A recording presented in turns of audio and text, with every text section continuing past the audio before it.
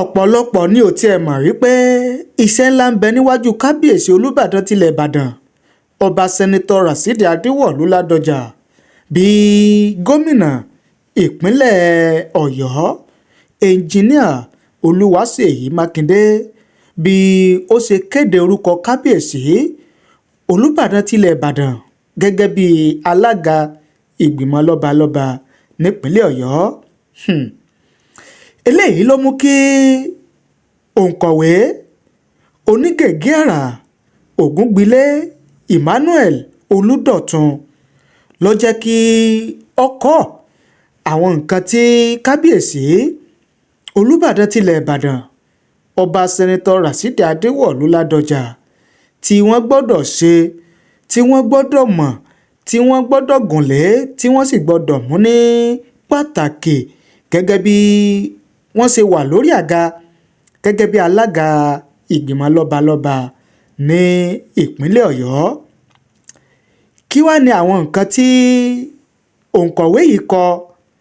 Kí ni àwọn nǹkan tí onígègé àrà yìí Ògúngbílé Emmanuel Olúdọ̀tun, kí ni àwọn nǹkan tí ó fojú wò gẹ́gẹ́ bí ohun àmúṣe fún kábíyèsí Olúbàdàn tilẹ̀ Ìbàdàn Ọba Sẹ́nitọ́ Rashidi Ladoja gẹ́gẹ́ bí alága ìgbìmọ̀ lọ́balọ́ba ní ìpínlẹ̀ Ọ̀yọ́?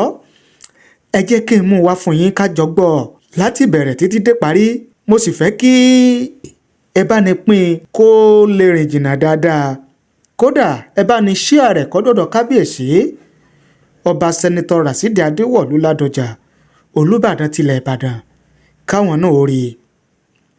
Gẹ́gẹ́ bí òǹkọ̀wé yìí ṣe kọ, ó ní the emergence of the Olubadan of Ibadanland Oba Rashidi Ladoja as chairman of the Oyo State Council of Obas and Chiefs has placed him at the center of one of the most delicate traditional questions in Yoruba land: how to manage power, history, and pride among monarchs whose relationship have been shaped by centuries of rivalry, migration, war, colonial restructuring, and modern politics. The crisis of unity among Yoruba kings in Oyo State did not begin today. It is rooted in the collapse of the old Oyo Empire in the early 19th century, the rise of Ibadan and Ogbomoso as military and political powers, and the later attempt by colonial and post-colonial governments to codify hierarchy through laws. Any meaningful reconciliation effort by the Olubadan must therefore start from a deep appreciation of history, not mere administrative authority. Historically, the Aláàfin of Oyo occupied a central position as the political and spiritual head of the Oyo Empire, exercising authority over vast territories and subordinate towns. His historical supremacy was later reflected in modern chieftaincy laws that made the Alaafin the permanent chairman of the Oyo State Council of Obas and Chiefs. However, this arrangement consistently generated resistance, particularly from Ibadan and Ogbomoso, whose rise came after the fall of Old Oyo. Ibadan, founded by warlords and refugees, evolved into the dominant military power of the 19th centuries, while Ogbomoso, under strong relationship, became a major regional force. Their monarchs, the Olubadan and the Soun of Ogbomoso land, have long argued that permanent chairmanship for the Alaafin ignores historical shifts and the realities of modern Oyo State.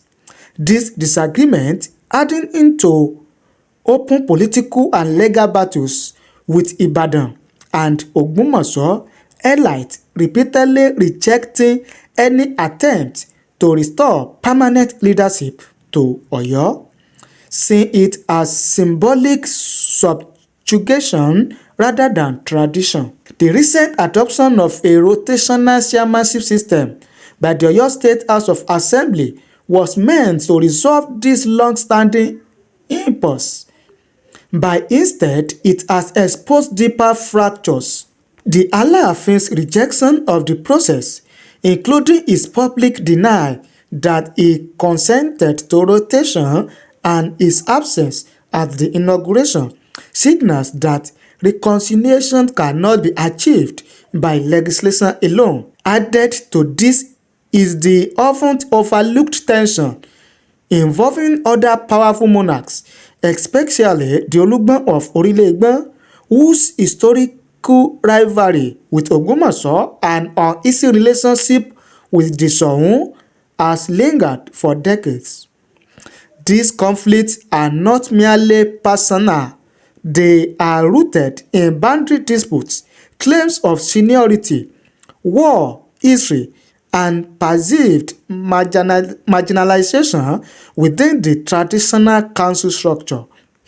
For the Olubadan, a former governor of the state, to succeed as chairman, he must first position himself not as a victor of the rotational arrangement but as a neutral custodian of collective Yoruba heritage. His first critical task is to deliberate and publicly recognize the historical weight of the Alaafin's throne. Reconciliation cannot thrive where one party feels its legacy is being erased. The Olubadan must repeatedly affirm in words and actions that the Alaafin remain the symbolic heir of the old Oyo Empire, even if modern governance now requires shared leadership.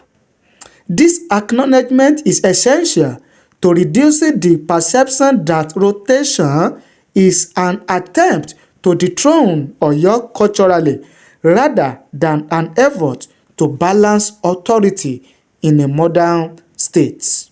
Beyond symbolism, the Olubadan must initiate structure, face-to-face dialogue among all first-class monarchs, not limited to the Alaafin, Ṣọ̀ún, and Olúgbọ́n. This engagement should go beyond ceremonial meetings and confront hard issues. Chairmanship meeting protocols, order of precedence, representation on committees, and how disputes are resolved within the council. Yoruba traditional politics thrives on consultation, ìmọ̀ràn, and consensus àjọṣe, and without this, the council risks becoming a battlefield of silent resentment.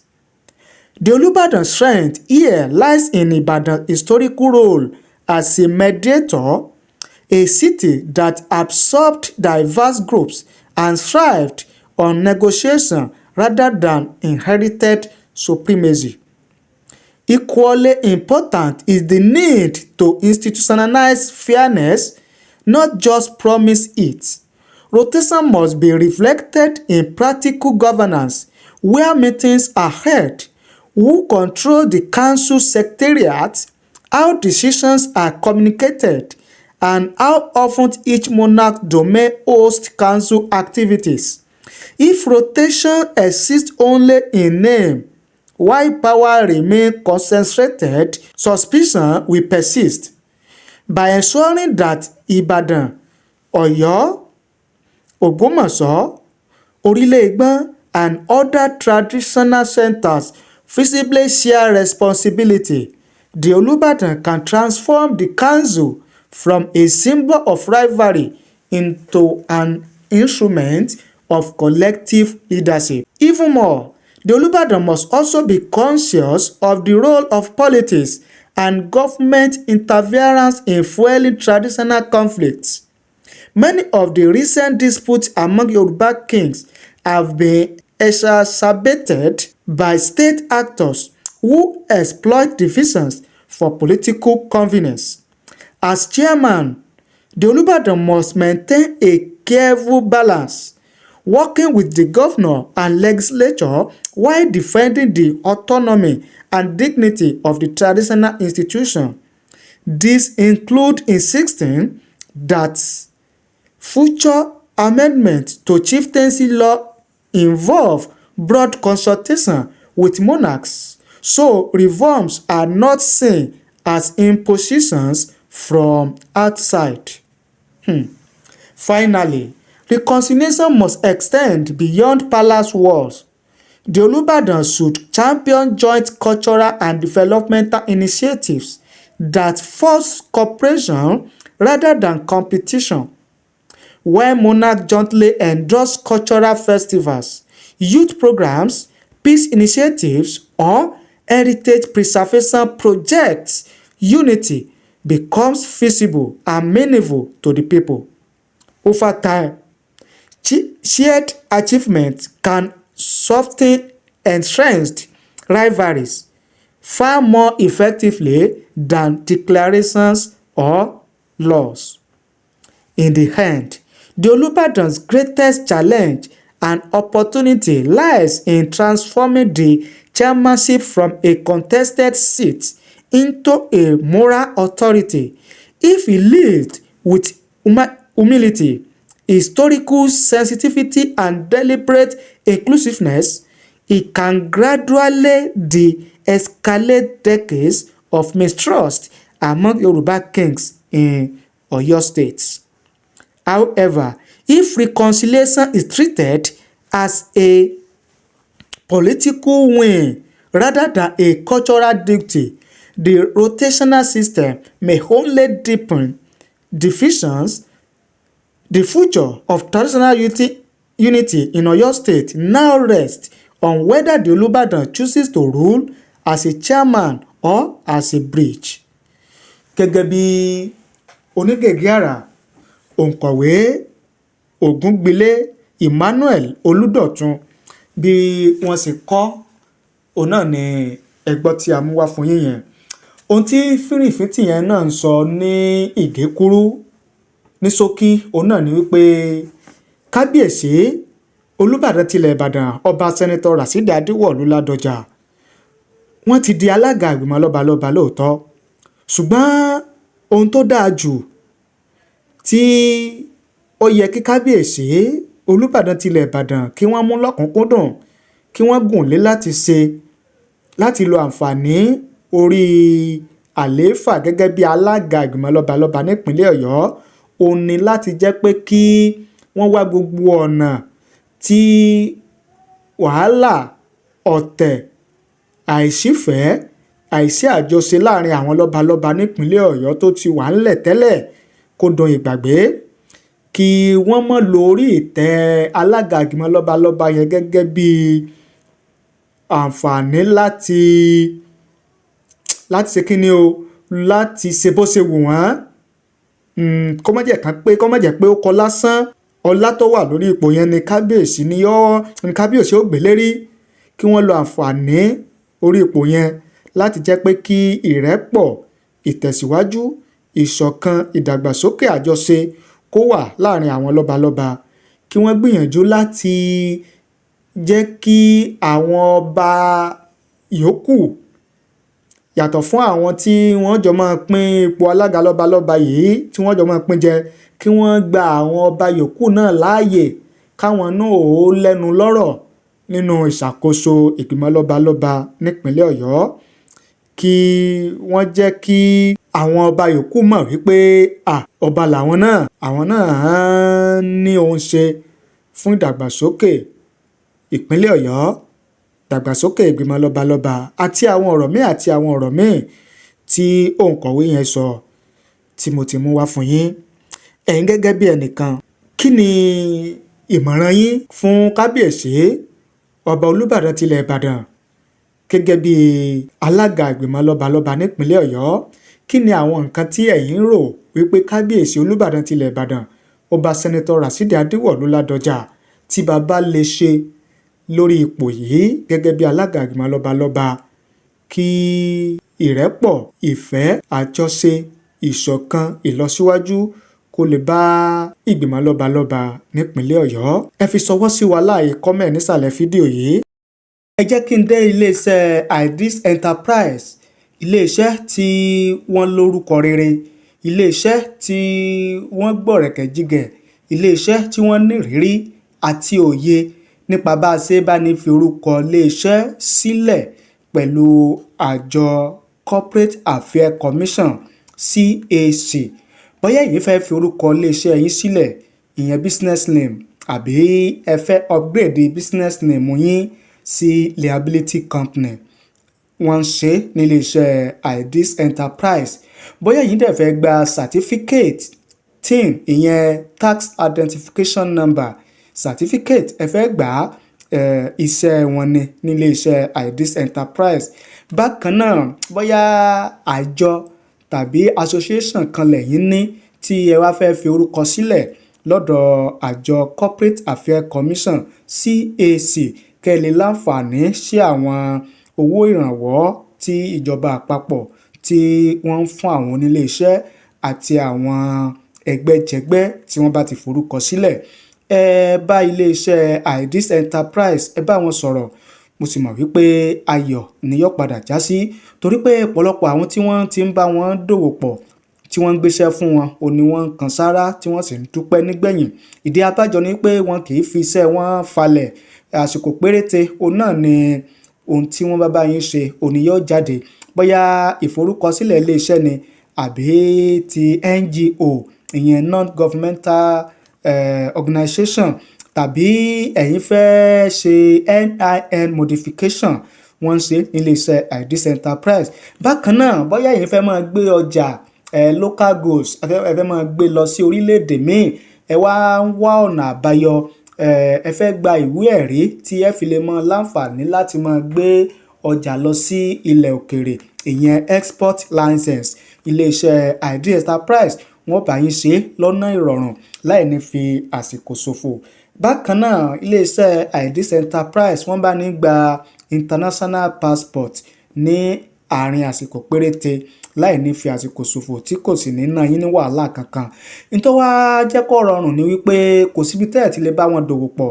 Ìlú wo lẹ̀yin wà, orílẹ̀-èdè wo lẹ̀yin wà, ẹ̀yin ẹ kàn pè wọ́n, kẹ́ ẹ bá wọn sọ̀rọ̀, kẹ́ ẹ ṣàlàyé ohun tẹ́ ẹ bá fẹ́ fún wọn. Mo sì fọwọ́ sọ̀yà wípé ìrọ̀rùn òní yóò bá dé. Ẹ̀rọ ìbánisọ̀rọ̀ wọn ni 09037690638. Ẹ gbọ́ lẹ́ẹ̀kan sí 09037690638. Òun náà ni ẹ̀rọ ìbánisọ̀rọ̀ Amidst Enterprise. Ẹ pè wọ́n lónìí kẹ́ ẹ bá wọn sọ̀rọ̀. Amidst Enterprise ní ẹ̀kan sí o, registration ilé iṣẹ́ àti mọ́tò báwo lẹ ṣe fẹ́ sí. Amidst Enterprise àwọn ní bàbá. Amidst Enterprise ilé-iṣẹ́ tó láàmìlaka tó ta kànmọ́lẹ̀ káàkiri àgbáyé. Amidst Enterprise ilé-iṣẹ́ tó mójúlẹ̀jà nípa bá a ṣe bá ní forúkọ ilé-iṣẹ́ ẹni sílẹ̀ pẹ̀lú àjọ Corporate Affairs Commission CAC àti Small and Medium Scale Enterprise láàrin àsìkò péréte. Bíbánigbà tax identification number TIN láì múnira lọ́wọ́. Iléeṣẹ́ Amidst Enterprise tó ń bá ní gba ìwé ìrìnnà international passport láàrin àsìkò péréte láìsí làálàá. Gbogbo ohun tó jẹmọ́ online services ni wọ́n ń ṣe lọ́dọ̀ wọn. Ìrírí àti ẹ̀kọ́ tí wọ́n ní níṣẹ́ wọn fi rọrùn gbà. Gbogbo àwọn tí wọ́n bá wọn dòwò pọ̀ ni wọ́n ń kan sára. Nítorí owó wọn ò gara, wọn kì í fi àsìkò ṣòfò. Ìrọ̀rùn níṣẹ́ wọn. Níléeṣẹ́ Amidst Enterprise gbogbo bilọ́jà wọn dé lórí ẹ̀rọ ayélujára Facebook Amidst Enterprise, TikTok Amidst Enterprise, Instagram Amidst Enterprise. Ẹ tún lè bá wọn sọ̀rọ̀ lójú òpó WhatsApp 0903-769-0638 lẹ́ẹ̀kan sí 0903-769-0638. Amidst Enterprise iṣẹ́ wọn fi ní lọ́kàn balẹ̀.